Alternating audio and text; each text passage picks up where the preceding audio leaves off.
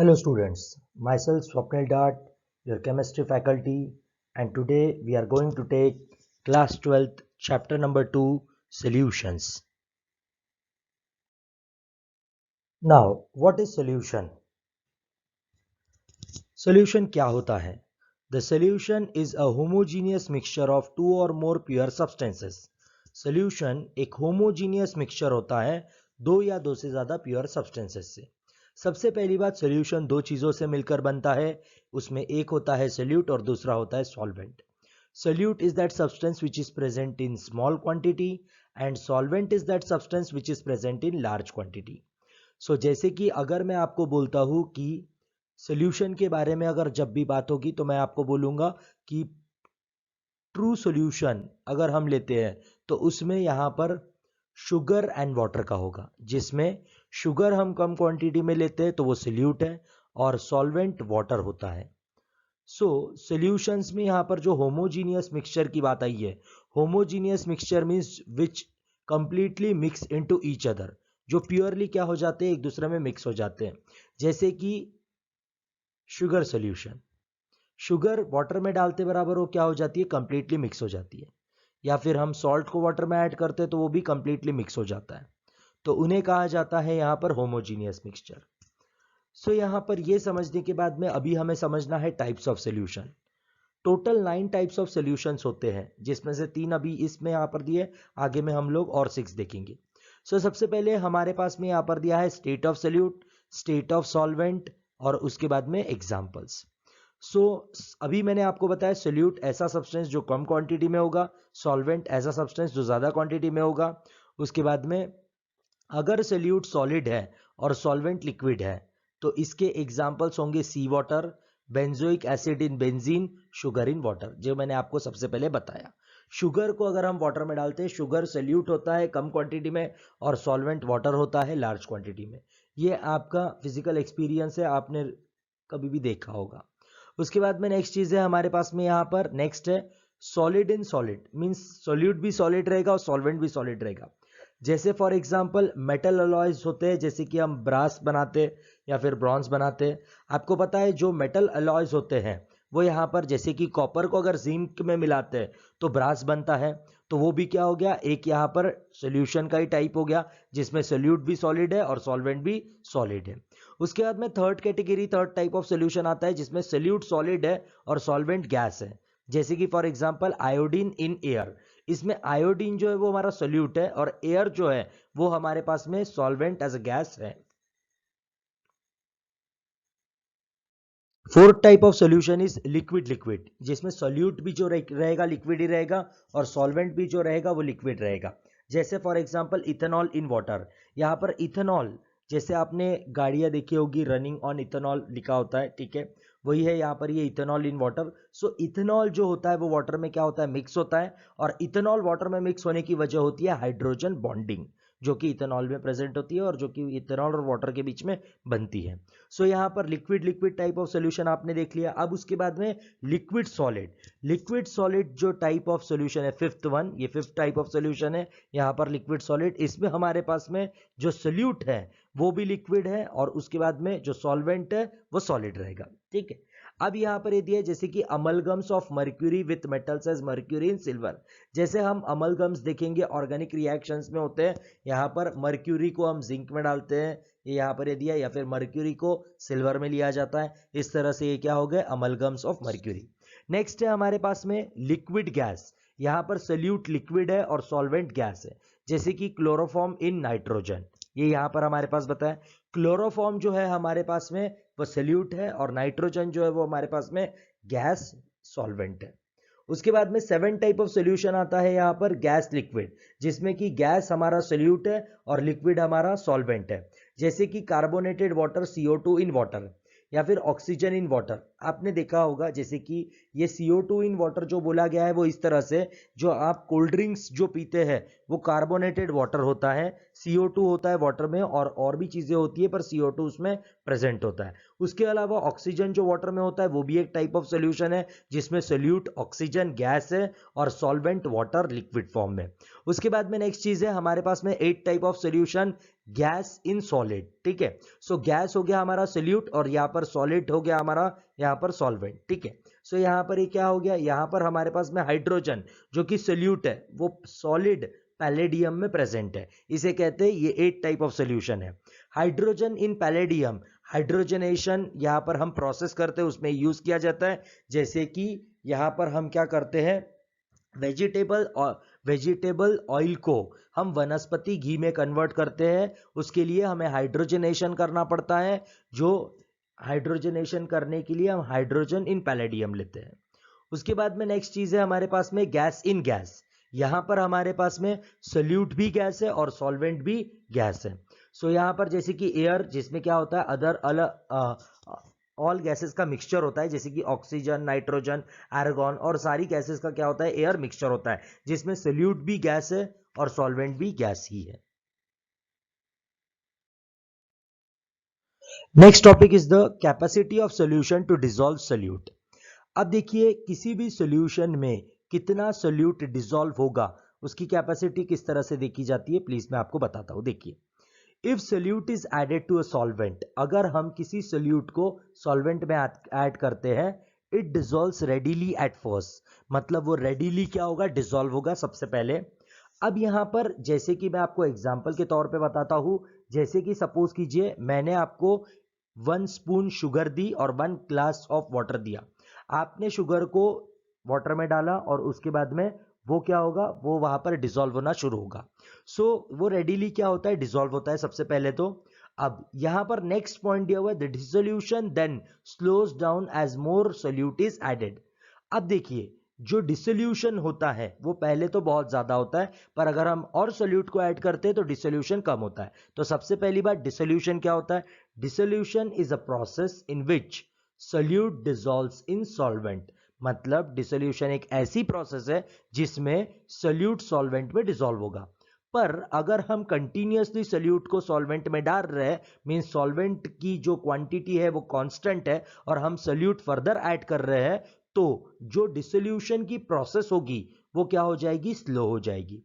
If we continue the addition of solute the dissolution stops, और further अगर आपने और भी अगर यहां पर सोल्यूट ऐड किया तो एक पॉइंट ऐसा आएगा कि वहां पर डिसोल्यूशन प्रोसेस बिल्कुल रुक जाएगी, वहां पर सोल्यूट बिल्कुल भी वाटर में मिक्स नहीं होगा या सॉल्वेंट में मिक्स नहीं होगा। अब यहां पर the solution at this point is said to be saturated. Saturated आपको अभी यहां पर मैं बताता हूं, जब ऐसा एक पॉइंट आता है जिसमें सोल्यूट को हम फर्दर ऐड नहीं कर सकते, वो सॉल्वेंट में बिल्कुल भी ऐड नहीं होगा, और अगर आपने ऐड किया तो डिसोल्यूशन की प्रोसेस होगी ही नहीं, उस पॉइंट को कहा जाता है सैचुरेटेड सॉल्यूशन। आइए मैं आपको बताता हूं डायनामिक इक्विलिब्रियम क्या होता है। सोल्यूट और सॉल्वेंट को जब भी हमने ऐड किया तो यहां पर फॉर्मेशन होगा सोल्यूशन का। तो सोल्यूट और सॉल्वेंट अगर डिसोल्यूशन प्रोसेस होती है, dissolution means mixing of solute and solvent, so क्या बनेगा, सोल्यूशन। और अगर आप कंटिन्यूअसली सोल्यूट को डाल रहे हो और सॉल्वेंट उतना है ही नहीं कि वो उसको पूरी तरह से डिसॉल्व कर पाए, तो प्रोसेस रिवर्स होगी और यहां पर सोल्यूट और सॉल्वेंट अलग रहेगा और वहां प्रोसेस होगी क्रिस्टलाइजेशन। क्रिस्टलाइजेशन का मीनिंग होता है यहां पर कि जो क्रिस्टल्स आप ऐड कर रहे हैं, जैसे कि या तो आप नमक ऐड करेंगे या शुगर ऐड करेंगे, तो आप जो भी सब्सटेंस ऐड करेंगे वो उसी क्रिस्टलाइज्ड फॉर्म में रहेगा, क्रिस्टल्स के फॉर्म में रहेगा, उसका फॉर्म चेंज नहीं होगा। उसके बाद में नेक्स्ट चीज है, हमें 2 तरह के सॉल्यूशंस देखने, जैसे कि saturated solution, super saturated solution. A saturated solution contains maximum amount of solute dissolved in a given amount of solvent at a given temperature। अब यहां पर ये जो टेम्परेचर की जो बात आई है ये बहुत इंपॉर्टेंट है।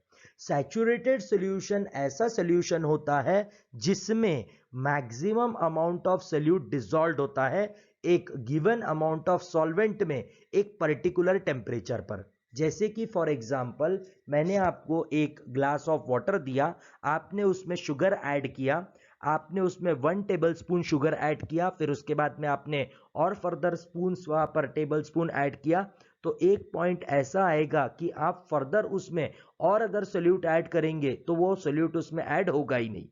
तो जितना ज्यादा सोल्यूट ऐड हो सकता है एक कांस्टेंट वॉल्यूम ऑफ सॉल्वेंट में, उसे कहते हैं सैचुरेटेड सॉल्यूशन। पर यहां पर टेम्परेचर डिपेंडेंस बहुत ज्यादा है। अब उसके बाद में है next point, super saturated solution. Saturated के ऊपर में भी सुपर सैचुरेटेड सॉल्यूशन होता है। A solution containing greater than the equilibrium amount of solute is said to be super saturated. Means ऐसा सॉल्यूशन जिसमें इक्विलिब्रियम अमाउंट के भी कंपैरिजन में ज्यादा सोल्यूट प्रेजेंट होता है, तो उसे हम सुपर सैचुरेटेड सॉल्यूशन कहते हैं। तो आइए आपको बताते हैं कि सैचुरेटेड के बाद में सुपर सैचुरेटेड सॉल्यूशन आपको कैसे मिलेगा। सपोज अगर मैंने आपको 1 ग्लास ऑफ वाटर दिया है और आपने उसमें 5 टेबल स्पून ऑफ शुगर डाल दिए, उसके बाद में आपको जो सॉल्यूशन मिला वो मिला सैचुरेटेड सॉल्यूशन। मतलब आप उसमें अब फर्दर और शुगर ऐड नहीं कर सकते। पर अगर आपने उसी सॉल्यूशन को अगर हीट प्रोवाइड की, या आपने उसको हीट प्रोवाइड की, तो हीट प्रोवाइड करने से उसमें और क्वांटिटी हम सोल्यूट की ऐड कर सकते हैं।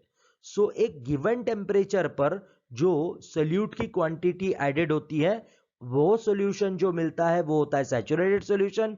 पर अगर हम उसका टेम्परेचर बढ़ाए by giving the system a heat, हम सिस्टम को हीट दे रहे हैं, और हीट देने के बाद में अगर हम उसको और एनर्जी प्रोवाइड करें, तब जो सॉल्यूशन बनेगा उसे हम बोलेंगे super saturated solution. Saturated solution में और सॉल्यूट ऐड किया जा सकता है by increasing the temperature. So this is the difference between saturated solution and super saturated solution. Now we will see the solubility. Solubility के बारे में हम बात करेंगे। The solubility of a solute is its amount per unit volume of saturated solution at a specific temperature. अगर किसी भी substance की अगर मैं सोल्यूबिलिटी की बात करता हूं, तो सोल्यूबिलिटी एक अमाउंट ऑफ सोल्यूट होता है पर यूनिट वॉल्यूम सैचुरेटेड सोल्यूशन में, और एक स्पेसिफिक टेम्परेचर पर उसे कहते हैं यहां पर सोल्यूबिलिटी। मीन सोल्यूबिलिटी के लिए जो अमाउंट ऑफ सोल्यूट है वो पर यूनिट वॉल्यूम सैचुरेटेड सॉल्यूशन में होगा एक स्पेसिफिक टेम्परेचर पर। उसके बाद में इसको एक्सप्रेस करने का जो फॉर्म है, सोल्यूबिलिटी को एक्सप्रेस किया जाता है इन टर्म्स ऑफ कॉन्सेंट्रेशन, और उसका यूनिट होता है mole per litre. Now we will see the factors affecting solubility. कुछ ऐसे फैक्टर्स होते हैं जो सोल्यूबिलिटी को अफेक्ट करते हैं। फॉर एग्जाम्पल, जैसे कि आपको अगर मैंने एक कोल्ड ग्लास ऑफ वाटर दिया और उसमें आपने 1 टेबल स्पून आपने शुगर डाली, और दूसरे कप में एक दूसरे ग्लास में मैंने आपको हॉट वाटर दिया और उसमें आपने शुगर डाली, तो ऑब्वियसली जो हॉट वाटर है उसमें शुगर जल्दी डिसॉल्व होगी, क्योंकि टेम्परेचर का इफेक्ट पड़ता है सोल्यूबिलिटी ऑफ सोल्यूट के ऊपर। तो आइए देखते हैं, ये मैंने आपको एक एग्जांपल बताया, अभी हम लोग डिटेल में पढ़ेंगे। फैक्टर्स अफेक्टिंग सोल्यूबिलिटी में सबसे पहला पॉइंट है nature of solute and solvent. So यहां पर हमारे पास में बताया हुआ है substances having similar intermolecular forces are likely to be soluble in each other. इसका मीनिंग होता है ऐसे सब्सटेंसेस जिनके इंटरमॉलिक्यूलर फोर्सेस जो होते हैं वो सेम होते हैं, वही क्या होते हैं, एक दूसरे में सोल्यूबल होते हैं। For example, polar solutes dissolve in polar solvents because in these have solute solvent and solvent interactions। इसका मतलब है, यहां पर इसका मीनिंग ये दिया हुआ है कि अगर पोलर सोल्यूट्स की बात की जाए तो वो पोलर सॉल्वेंट्स में ही डिसॉल्व होगा, क्योंकि इनमें जो इंटरैक्शंस होते हैं सोल्यूट सोल्यूट का, सोल्यूट सॉल्वेंट का, या सॉल्वेंट सॉल्वेंट का, वो प्रेजेंट होते हैं। अब इस पॉइंट का जो मीनिंग है वो आपको मैं सिंपल वर्ड्स में समझाता हूं कि ऐसे सब्सटेंसेस जिनके इंटरमॉलिक्यूलर फोर्सेस सेम है वो क्या होंगे, एक दूसरे में सोल्यूबल होंगे। इसके लिए एक चीज होती है लाइक डिसॉल्व्स लाइक, ठीक है। मतलब अगर सपोज कीजिए वाटर जो कि इनऑर्गेनिक है, उसमें इनऑर्गेनिक सब्सटेंस ही क्या होगा, डिसॉल्व होगा। जैसे कि वाटर में आप HCl डाल सकते हैं, वो मिनरल एसिड है, एक इनऑर्गेनिक सब्सटेंस है। उसके बाद में आप HNO3 डाल सकते हैं, वो भी इनऑर्गेनिक सब्सटेंस है। उसके बाद में आप उसमें H2SO4 डाल सकते हैं, वो भी एक इनऑर्गेनिक सब्सटेंस है। यहां पर पोलर का एग्जाम्पल जो दिया हुआ है वो दिया है NaCl डिसॉल्व्स इन वाटर। जैसे कि NaCl क्या है, वो भी यहां पर पोलर है, और वाटर भी क्या है, पोलर है। उसके बाद में cholesterol dissolves in non polar solvents as benzene. Cholesterol यहां पर नॉन पोलर सब्सटेंस है, एक ऑर्गेनिक सब्सटेंस है, तो वो बेंजीन में डिसॉल्व होगा, जो कि बेंजीन भी एक नॉन पोलर है, मींस एक ऑर्गेनिक सब्सटेंस है। Second factor is effect of temperature on solubility. So यहां पर टेम्परेचर का किस तरह से इफेक्ट होता है वो अभी हम यहां पर देखेंगे। How solubility of substances changes with temperature depends on enthalpy of solution. Solubility किसी भी सब्सटेंस की किस तरह से चेंज होगी विद रिस्पेक्ट टू टेम्परेचर, ये किस पे डिपेंड करेगा, एंथैल्पी पे डिपेंड करेगा सोल्यूशन के। सो एंथैल्पी एग्जैक्टली क्या होती है? एंथैल्पी एक ऐसा फिनोमेना है जिसमें सोल्यूशन क्या हो जाएगा, अगर एंथैल्पी किसी सोल्यूशन की ज्यादा है तो उसमें वो इजीली डिसॉल्व हो जाएगा। एंथैल्पी एक फॉर्म ऑफ एनर्जी होती है जो आपको थर्मोडायनेमिक्स में मैं डिटेल में आगे बताऊंगा। उसके बाद में है जैसे कि KCl के बारे में एग्जांपल लिया है। अगर हमने KCl dissolves in water bye endothermic process absorption of heat, okay, so KCl को अगर हम वाटर में डालते हैं तो एंडोथर्मिक प्रोसेस होगी। Endothermic process means absorption of heat होगा। इसका मतलब है अगर आप बीकर में KCl को वाटर के साथ में मिक्स करवाते हैं तो बीकर जो है वो कोल्ड होगा।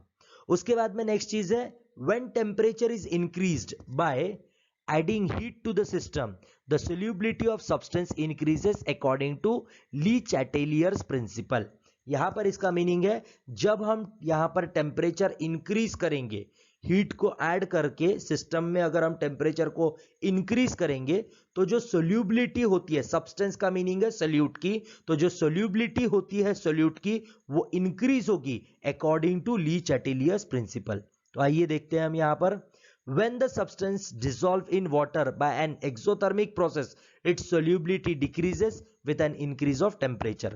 अगर हम किसी सब्सटेंस को डिसॉल्व करते हैं वाटर में और उसमें अगर एक्सोथर्मिक प्रोसेस होती है तो उस सब्सटेंस की सोल्यूबिलिटी डिक्रीज होती है इंक्रीज ऑफ टेम्परेचर के साथ। मींस जैसे जैसे आप टेम्परेचर बढ़ाएंगे वैसे वैसे उसकी सोल्यूबिलिटी कम होगी। For example CaCl2 is exothermic reaction. CaCl2 को अगर वाटर में डाला जाए तो एक्सोथर्मिक रिएक्शन है, मींस इवोल्यूशन ऑफ हीट होगा। उसके बाद में नेक्स्ट चीज यहां पर हमारे पास में ग्राफ बताया है और अलग अलग सब्सटेंसेस का यहां पर हमने टेम्परेचर और सोल्यूबिलिटी को मेजर किया है। ये टेम्परेचर सोल्यूबिलिटी ग्राफ है जो कि हमने यहां पर बनाया है NaCl, KCl, KBr, NaBr, NaNO3, KNO3 के लिए। सो आइए देखते हैं solubilities of NaBr, NaCl and KCl changes slightly with temperature. देखिए अगर हम बात करें किसकी, NaBr, NaCl और KCl की, ये NaCl है, ये NaBr है और यहां पर हमारे पास में ये दिया है KCl। इनकी जो सोल्यूबिलिटी है वो टेम्परेचर बढ़ाने के साथ में थोड़ी क्या होती है, चेंज होती है, पर स्लाइटली चेंज हो रही है, थोड़ी ही चेंज होती है। Solubilities of KNO3, NaNO3 and KBr increase appreciably with increasing temperature। यहां पर हमारे पास में नेक्स्ट एग्जांपल लिया है KNO3 का, उसके बाद में लिया है NaNO3 का और उसके बाद में लिया है KBr का। आप देख सकते हैं ये यहां से ग्राफ बिल्कुल ऐसे जा रहा है KBr के लिए। उसके बाद में नेक्स्ट चीज आप देख सकते हैं KNO3 का यहां से बिल्कुल स्ट्रेट ऊपर की तरफ जा रहा है और उसके बाद में आप देख सकते हैं यहां पर NaNO3 का भी यहां से नीचे से ऊपर की तरफ जा रहा है। मींस टेम्परेचर के इंक्रीज के साथ में इनका यहां पर सोल्यूबिलिटी बहुत ही ज्यादा बढ़ रही है। मींस इनकी यहां पर टेम्परेचर के इंक्रीज के साथ सोल्यूबिलिटी बहुत बढ़ती है। Solubility of Na2SO4 decreases with increase of temperature. पर सोडियम सल्फेट एक ऐसा सब्सटेंस होता है जिसकी सोल्यूबिलिटी डिक्रीज होती है विद इंक्रीज ऑफ टेम्परेचर। अब देखिए next, the solubility of gases in water usually decreases with increase of temperature. अगर हम गैसेस की सोल्यूबिलिटी को देखें तो वाटर में गैसेस की सोल्यूबिलिटी डिक्रीज होती है with increase of temperature. Solubility of gases in water must decrease as temperature is raised. जो सोल्यूबिलिटी रहेगी गैसेस की वो वाटर में क्या होगी, डिक्रीज होगी विथ इंक्रीज ऑफ टेम्परेचर। इसका मैं आपको एक एग्जांपल बताता हूं। आपने कभी नॉर्मल वाटर को टेस्ट किया होगा और बॉईल करने के बाद में वाटर को टेस्ट किया होगा। वाटर में डिसॉल्व्ड ऑक्सीजन प्रेजेंट होता है और अगर उस डिसॉल्व्ड ऑक्सीजन को अगर हम टेम्परेचर मींस उसको हीट प्रोवाइड करें तो वो जो ऑक्सीजन जो होता है वो उसमें से निकल जाता है। सो यहां पर इसी वजह से वहां पर जो उसका टेस्ट होता है वो चेंज हो जाता है। ये उसका एग्जाम्पल है। यहां पर उनकी जो सोल्यूबिलिटी रहेगी गैसेस की वो डिक्रीज होगी क्योंकि हम टेम्परेचर को बढ़ा रहे हैं उसको बॉईल करके। नेक्स्ट चीज है हमारे पास में third point, effect of pressure on solubility. यहां पर किस तरह से प्रेशर का इफेक्ट होता है सोल्यूबिलिटी के ऊपर। तो यहां पर सबसे पहली बात, pressure has no effect on solubilities of solids and liquids as they are incompressible. Means यहां पर प्रेशर का किसी भी तरह से अफेक्ट नहीं होगा सॉलिड्स और लिक्विड्स के ऊपर में क्योंकि वो इनकंप्रेसिबल है। पर गैसेस कॉम्प्रेसिबल होते हैं, इसी वजह से the solubility of gases increases with increasing pressure. अगर हम सोल्यूशन में किसी गैस को जो कि सोल्यूट है उसको अगर डालना चाहते हैं तो बाय इंक्रीजिंग प्रेशर हम सोल्यूबिलिटी गैस की बढ़ा सकते हैं उस सॉल्वेंट में।